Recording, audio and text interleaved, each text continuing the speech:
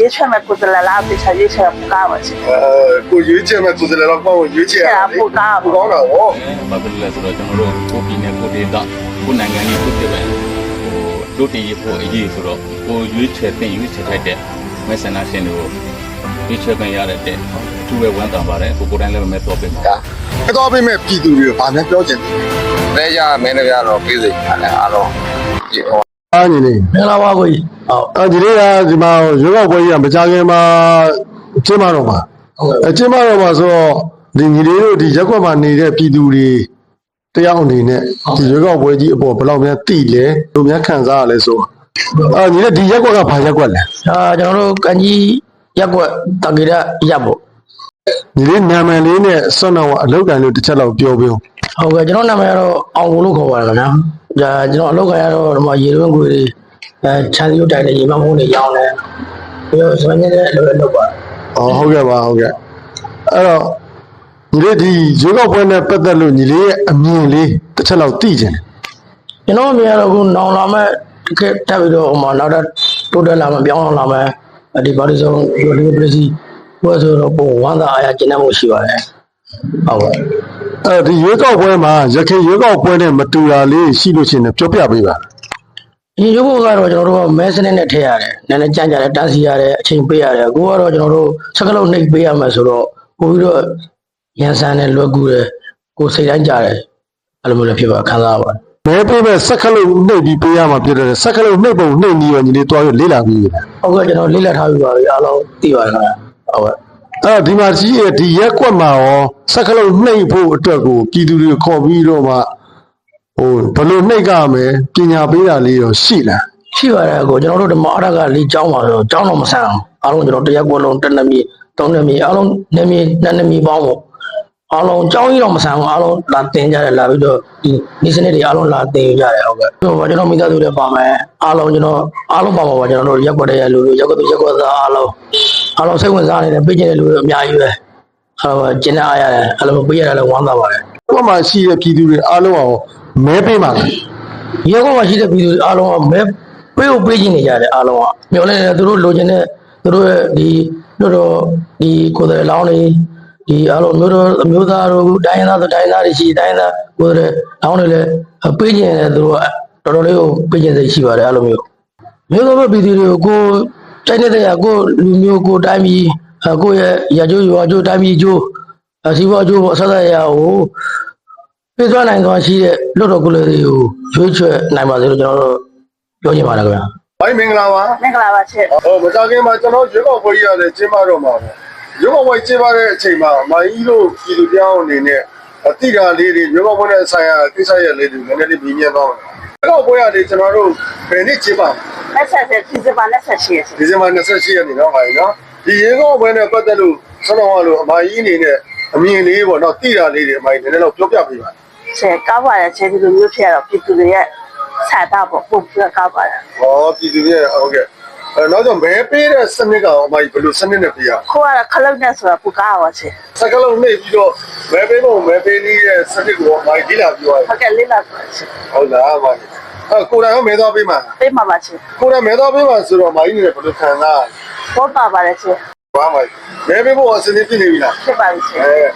ကျွန်တော်တို့ဒီမှာရှိတဲ့အမကြီးတို့ရက်ွက်တာဗာရက်ွက်လေ 伢俺爸去， အဲ့တော့ဒီရက်ွက်ထဲမှာရှိတဲ့ပြည်သူတွေရောမဲသွားပေးဖို့အစီအစဉ်ရှိလား 去爸爸去， အကုန်လုံးမဲသွားပေးကြတယ် 那个么子不，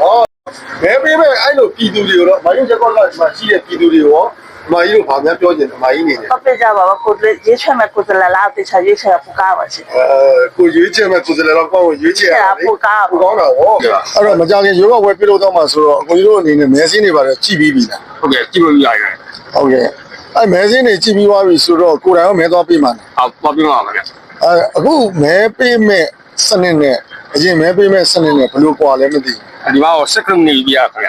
ဘူးအခုကစက်ကလုံးနဲ့ပြီးပြ ဟုတ်ကဲ့ပါ ဟုတ်ကဲ့မိသားစုတွေရောမဲသွားပေးမှာလား ဟောပြပါခင်ဗျ ဟုတ်ကဲ့နောက်တစ်ခုကတည်းကကိုကြီးတို့ဒီမှာဟိုနေ့ဖြစ်တဲ့ပြည်သူတွေအနေနဲ့မဲသွားပေးမဲ့ပြည်သူတွေကိုအခုဘာပြောချင်သေးလဲ ကိုရက်ကိုတွေသားတွေအကျိုးပြုမဲ့လုပ်ငန်းတွေလက်သွားပြည့်တယ်ခင်ဗျကိုရက်ကိုတွေသားပါကိုယ်စတဲ့လောင်းရင်ပေါ့နော်ဒါအကျိုးပြုလုပ်ငန်းတွေမဲမဖြစ်နေသွားပြည့်တယ်ပါခင်ဗျ ကိုကြီးမဲသွားပေးမယ်ဆိုတော့အကိုကြီးပြည်စကားတွေပြောပြပါ ဟုတ်ကဲ့ကိုယ့်ရဲ့ကိုယ်တွေသားတွေအကျိုးပြုလုပ်ငန်းတွေလုပ်တာပဲဝမ်းသာပါတယ်အားလုံးဟောကိုယ်စားလုံးမြေသွားပြီးကြပါဘယ်ညမှာပဲ ဒီနေ့မင်္ဂလာပါညီလေး မင်္ဂလာပါ ဒီနေ့ကိုတို့အထူးရေကောက်ပွဲကြီးကမကြခင်မှာကျင်းပတော့မှာပေါ့ကျင်းပတော့မှာဆိုတော့ဒီအထူးရေကောက်ပွဲကြီးနဲ့ပတ်သက်လို့ညီလေးတို့ပြည်သူတွေဘယ်လောက်ထိတည်ထားတယ်ဘယ်လိုရှိတယ်ဆိုတာလေးဘယ်လိုခံစားရတယ်ဆိုတာလေးအဲ့လေးကိုအခုအနေနဲ့မေးမြန်းသွားမယ်ညီလေးအနေနဲ့မေးမြန်းခွင့်တော့ပြုပါနော် ဟုတ် ရေကောက်ပွဲကြီးဘယ်နေ့မှာကျင်းပမလဲညီလေး ဒီဇင်ဘာ28ရက်နေ့ ဒီဇင်ဘာ20ရက်နေ့ကျင်းပမယ်ရေကောက်ပွဲကျင်းပတဲ့အခါမှာဆိုတော့မဲပေးပုံပေးနည်းစနစ်ကဘယ်လိုပေးမှာလဲ စက္ကလုံးနေပြီးတော့ အစရုံးနေပေးမှာအရင်တော့ဘယ်လိုပေးလဲ ဒီရင်တော့တစ်သိတုံးထူပြီးပြော အဲ့တော့စက်ကလုံးနေပြီးပေးတာနဲ့ဆိုတော့လူနဲ့ပေးတာနဲ့ကြတော့ဘယ်ဟာပို့ပြီးတော့တမတ်ကြမယ်ထင်တယ် စက္ကလုံးပေးရတော့ဆင်ပြေမှာ ကိုယ်တိုင်ရောမဲသွားပေးမှာလား ဟုတ်ကိုယ်တိုင်ပေးပါ အခုကညီလေးဒီမဲသွားပေးမဲ့ပြည်သူတွေရောညီလေးဗာများပြောချင်သေးတယ် အားလုံးအဆင်ပြေအောင်မဲပေးကြအောင်အဲ့လိုပဲပြောချင်ကျွန်တော် ဟုတ်မြင်ကြလားပါခင်ဗျာ ဟိုကြီးရေကောက်ပွဲကမကြခင်မှာကျင်းပတော့မှာဖြစ်တဲ့အတွက်အခုကြီးတို့အနေနဲ့ပြည်သူတယောက်အနေနဲ့ရင်ထဲဆန္ဒတက်ပြီးရေကောက်ပွဲကြီးကဘယ်နေ့မှာကျင်းပမှာလဲ ကျွန်တော်ဒီဇင်ဘာ28ရက်နေ့မှာရုပ်ကပွဲကျင်းပမှာပါခင်ဗျာ ဟောကြီးအဲ့တော့ဒီဇင်ဘာ28ရက်နေ့မှာကျွန်တော်တို့မဲပေးမယ်ဆိုတာကဘယ်လိုပုံစံနဲ့ပေးရမှာလဲ ကျွန်တော်ကမဲပေးရမယ်ဆိုတော့အရင်တုန်းကနဲ့မတူခလုတ်နှိပ်ပြီးတော့မဲပေးရမယ်ဆိုတော့အဆင်ပြေပါတယ်ခင်ဗျာ ဟုတ်ကဲ့စက်ကလုံးနှိပ်ပြီးတော့မဲပေးရကကျွန်တော်တို့ရင်တော့မဲပေးတာနဲ့ဘယ်လိုများกว่า စက်ကလုံးနှိပ်ပြီးတော့မဲပေးတာအရင်တုန်းကကြတော့ပြောမယ်ဆိုလို့ရှိရင်မတိရဲ့ကလေးလူငယ်အစအကုန်လုံးအမှန်မှယဉ်ရှိမိတတ်တယ်ပေါ့နော်အခုခက်စက်ကလုံးကလေးကိုလိုတင်တဲ့ကိုပေးခြင်းနဲ့မဲကိုစက်ကလုံးကလေးနှိပ်ပြီးတော့ပေးတဲ့ဟာတခုကတော့အမှားယွင်းမရှိဘူးရင်းနေကကိုထည့်ခြင်းနဲ့မဲကိုပဲတကယ်တိကျမသွားနဲ့ထည့်ရမှာဖြစ်ပါတယ်အဲဒါကြောင့်မလို့ဝမ်းသာပါတယ် ဟုတ်ကဲ့စက်ကလုံးနှိပ်ပြီးတော့ပေးရတဲ့မဲပေးပုံမဲပေးနည်းကိုဝင်လေးလာပြီးပါ ဟုတ်ကဲ့လေးလာပြီးပါပြီခင်ဗျာ ဟုတ်ကဲ့ပါကိုယ်တိုင်လည်းမဲသွားပေးမှာပေါ့ ကိုယ်တိုင်လည်းမဲတော့ပြင်ပါပါခင်ဗျာ ဟုတ်ကဲ့ပါမဲပေးဖို့အစဉ်သင်းဖြစ်ပြီပေါ့ ဟုတ်ကဲ့အစင်းနဲ့ပြပါပြီခင်ဗျာ အဲ့တော့ဒီလူတွေအနေတယောက်အနေနဲ့ပေါ့နော်ဒီမဲသွားပေးတဲ့ကျွန်တော်တို့သိကြပါ ဟောအရင်မဲ့ဝမ်းသာပါတယ်ဘာဖြစ်လို့လဲဆိုတော့ကျွန်တော်တို့ကိုပြည်နယ်ကိုဒေသကိုနိုင်ငံကြီးတိုးတက်ပဲ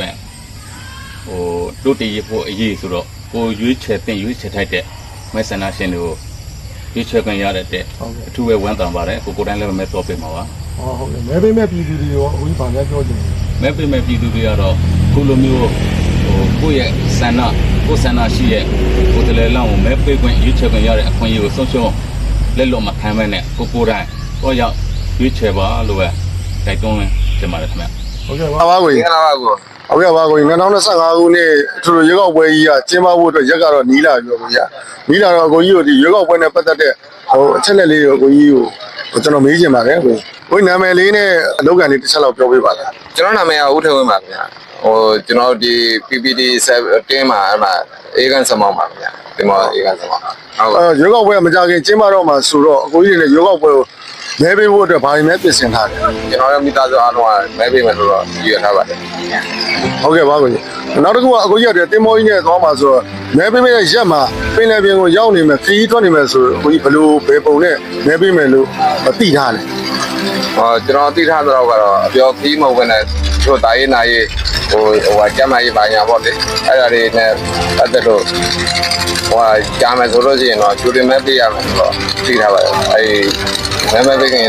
တပတ်တော့တင်မှာပေါ့ကျူတင်မဲပေးသွားလို့ရတယ်ဆိုတော့သိထားပါတယ် မဲပေးဖို့အစင်းလေးဖြစ်နေပြီလား အားလုံးအဆင်ပြေပါဟုတ်ပါ အကိုကြီးကမဲစင်းနေဟိုတွားပြီးတော့ကြည့်ပြီးပြီလား ဟုတ်ကဲ့ရက်ွက်ကြီးဟိုဟာတွေမှာအကုန်လုံးအဲ့ဒီကိုကတ်ထားပါတယ်ဒီမဲစင်းတွေကိုအားလုံးသူတို့သက်ဆိုင်ရာအဲ့ဒီရက်ွက်တွေမှာမဲစင်း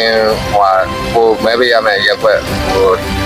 တိနေရဲ့ဟိုဟာတွေကိုလူစင်းတွေကိုအကုန်လုံးကပ်ပေးထားပါတယ် ကိုကြီးနောက်တစ်ခုကမဲသွားပေးမယ်ဆိုလို့ရှိရင်ကိုကြီးမိသားစုရောပါမလား အားလုံးကျွန်တော်မိသားစုအားလုံးပါပါ ရွေးကောက်ပွဲကိုနှောက်ယှက်မယ်ဆိုလို့ရှိရင်ဘာဖြစ်နိုင်လဲနှောက်ယှက်တဲ့လူဘာဖြစ်နိုင် ဒီကောကိုကာဝယ်ပေးတဲ့ဥပဒေနဲ့ရေးယူခံအောင်ပေါ့ဗျာ လဲသွားပေးမဲ့ပြည်သူတွေကိုဘာများပြောချင်လဲ လဲကြမင်းတွေကတော့ပေးစေချင်တယ်အားလုံးဒီဟိုဟာတိုင်းပြည်တော့ ရွေးကောက်ပွဲလုပ်တဲ့အခါမှာစနဟောကိုယ်စားလှယ်ဘယ်နှယောက်ရွေးချယ်ပေးဖို့ရွေးချယ်ရမှာ တိုင်းဒေသကြီးရဲ့မြို့သားတော်တော်ရဲ့ပြည်သူတော်တော်ရဲ့ဒီတိုင်းသားဖွဲ့စည်းကိုယ်စားလှယ်တွေကိ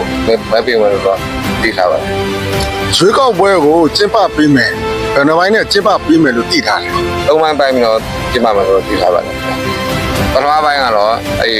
ဒီဇင်ဘာလ28ဒုတိယပိုင်းကတော့တစ်လပိုင်းနှစ်ပိုင်းပိုင်းပြီးတော့ခေါ်ချပြီးတော့ပေးမယ်လို့သိထားပါတယ် ဟုတ်ကဲ့ပါ